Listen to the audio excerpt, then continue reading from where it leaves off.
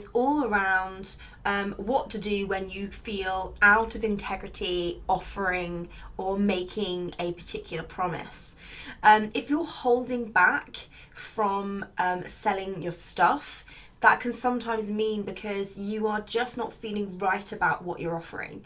So when you go to offer it, you're kind of like, actually, I don't want to deliver what I'm saying I'm going to deliver, or I don't feel confident in my abilities myself to help that person achieve that result, or I just don't feel comfortable saying that I'm going to help them achieve that result. Okay, so this is your internal integrity system giving you alarm bells that something is not right. So first of all, we want to thank that and honor that and say, okay, cool. So I'm obviously getting this signal that something isn't quite right. And that's fine. That's totally normal. But what we need to do is we need to figure out what is it that's making you feel out of integrity. Because if you are offering something and a result, that perhaps maybe, because a lot of the time, okay, put it this way, a lot of the time I say to people, okay, this is a big thing, and you may have heard it in one of my other training video, which is whatever you are too scared to promise is generally your money-making result. The result that you are too scared to promise your clients is the result that they truly want, that you need to step up to the plate and honor and say that this is what I'm going to be promising you, okay? And we have to be able to promise something, because if we can't promise something, now I'm not saying we can guarantee results, because at the end of the day, we can't do it for them. And I always use the analogy of you could give someone a mop, but unless they use it, they're not going to have a clean floor, right? And the same thing goes with our coaching, consulting, expert services. They have to use what we give them, okay? You can't guarantee someone's results on that basis, but you do have to be confident in your own abilities to get the right person who does take action to give them that result. So let's take that person, the perfect, ideal client who absolutely is on fire, is ready to take action, is ready for change, is totally coachable, and will do everything that you put forward to do, that you guide them towards, right?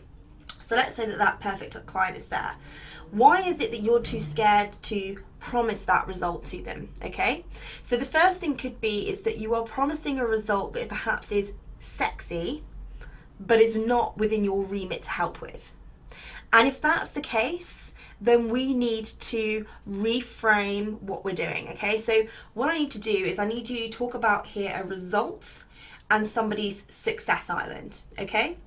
So in fact, let me just get out the good old the whiteboard here for a wee bit of whiteboard training, right? I don't actually need the whiteboard, but hey, why not? I love a bit of drawing. So this might help you to kind of visualize where to go with this, okay? Hang on, I'm trying to get myself all sorted with the right thing. There we are. Okay, so when we're thinking about the result that we're giving, okay, we need to think about it in terms of we are giving somebody, and this is going to look awful. I almost wish I'd never even bothered to do this thing. So this right here is a puzzle piece. If you hadn't already guessed, this here is a puzzle piece. Okay, and this here is your solid outcome. This is what you give people, and this is what you can say with all your heart, every fiber, every bone in your being, that you will supply somebody. Okay, and you need to feel that. And now what you need to separate out from that is that puzzle piece, and let's turn it this way so we can get it into the picture here, and the success island that somebody needs to get to, okay? Now, this success island is the sexy part, right? This is where your ideal client wants to get to. This is where they are the best version of themselves as they imagine it. This is their identity. Who are they going to be when they arrive on the success island? What will they have been able to achieve on this success island? What can they say that they've done? Who are they to themselves? What's their identity? Think about all of those things. Think about how they think about how they feel. This is their desire island. This is where they want to get to. Now, the problem we have is that if we start treating the success island like this puzzle piece, this is where we start to feel out of integrity, because this puzzle piece may only get them some of the way. It may not get them all the way to the success island. It may only get them halfway. And this is sometimes why we start to feel out of integrity with ourselves, because we feel like we're promising this when we're giving them this, knowing that at the stage that they're at, they're only going to get here. Okay? Now, the point, we have to be able to manage expectations in what we do. When we sell, we have to sell with integrity, and we have to sell ethically. So we need to be realistic with people about what we expect them to achieve. I mean, you even watch people like Frank Kern, right? When you watch him sell something, or even one of his opt-ins or one of his freebies, he always talks about himself. He says, these are not typical results. These are results that I have gotten, but the average person won't receive that. But it will massively help you get to where you want to go. He's very, very transparent around what this will give you, and how far it will take you, and what it will give you. And I think that's the thing. We have to just be completely transparent to people about what we're giving them. And so it's about separating out your solid outcome that you give people and where people want to go. Now, it doesn't mean that we should stop talking about that success island. Absolutely not. We totally should be talking about that success island, because that's ultimately where they want to get to. But you have to honour your puzzle piece.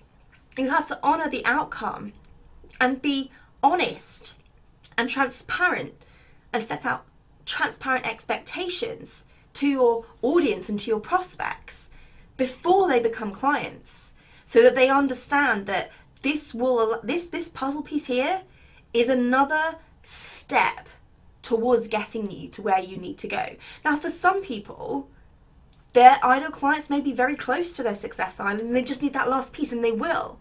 And they tend to feel more in tune and more in alignment with talking about that success island. But we just need to recognize that we mustn't stop talking about the success island. We just need to put things into perspective. We need to get honest with ourselves. We need to get honest with our ideal clients. And it may be that you have many different types of ideal clients, depending on how long you've been in business and what you're doing. And if you haven't mastered this selling to one ideal client, don't try and do more than one. Okay, stick with one ideal client, master selling to them, and then move on. Okay, but for some of you, you may have many different ideal clients, and they may be further along the line in their journey, and some may be further behind.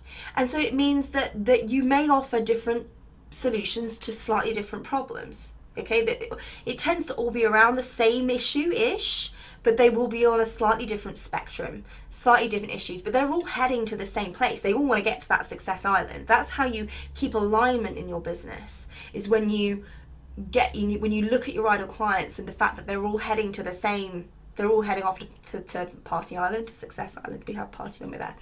And so it's understanding that, and understanding how far it takes, how much they need to be doing before they can get there. And it's also honouring your puzzle piece, that you are also not, and you are not a master of everything. You cannot be, no one can be. And so it depends on what else other people have in their tool bag as to how far your puzzle piece will take them. So it's about having that honest conversation with yourself to say that you cannot be a saviour.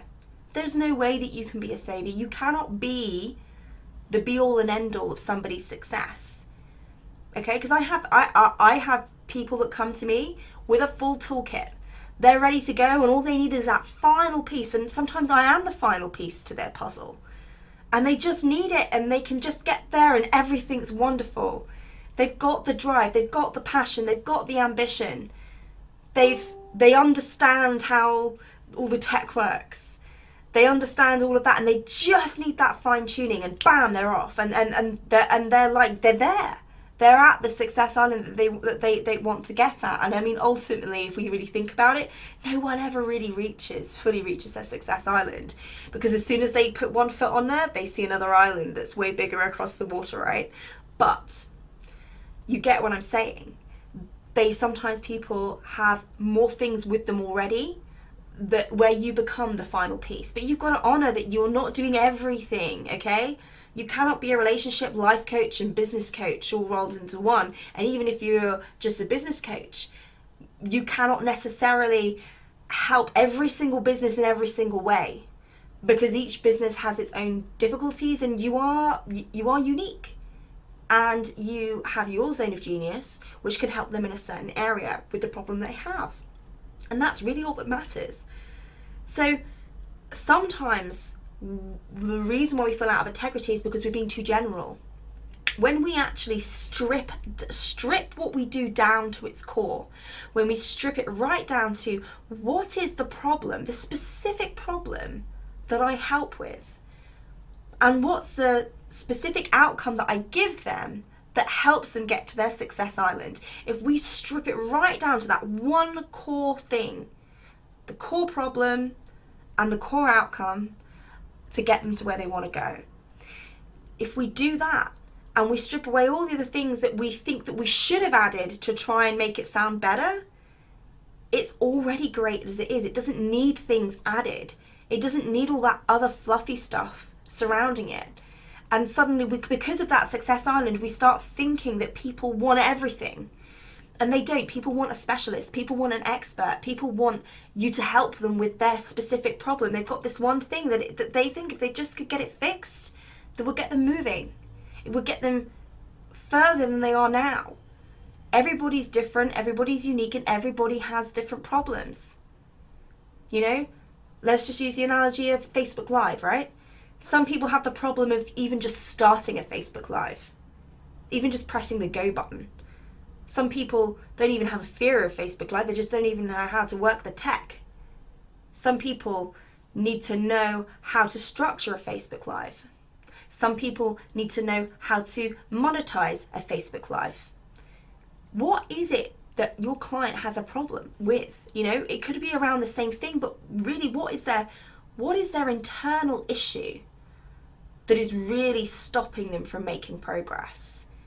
When you're able to tap into that, into your ideal client's one problem and come up with your solution to that problem, and you can help them make progress that would help them get further, because you know if they don't do Facebook Live, they're not going to be as successful in their business as they could be. If you know that that's the case, if they can't master it, and you know that they want it bad enough, and you can help them, you know the impact that could have.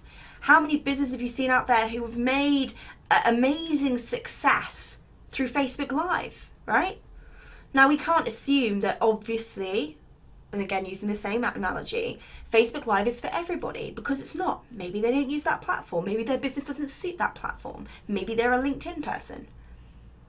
So we can't assume that every single person needs or wants our product. That's just not the case. And we have to let go of that fact of, you know, wanting everybody to want our stuff, because not everybody will and not everybody should. Because you are unique and everybody else is unique, and certain products are made for certain people. Otherwise they wouldn't sell. Because we're not selling to many, we're selling to one person.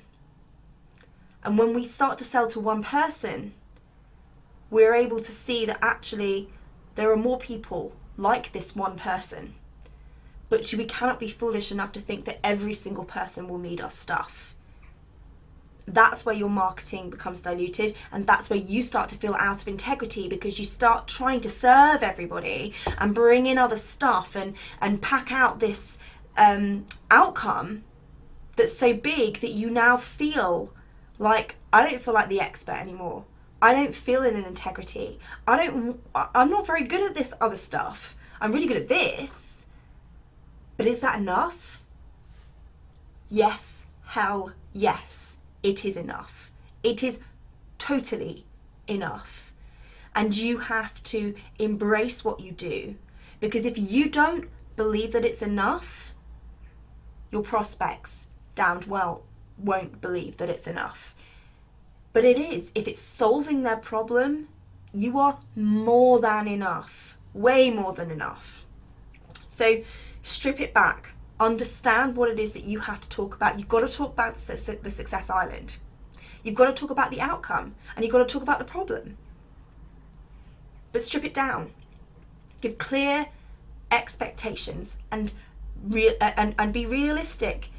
People want you to be honest. People want you to sell ethically to them. So be that person, because you'll be more trusted. And stop trying to pack so much stuff into what you do, because that tends to be the reason why you feel so out of integrity.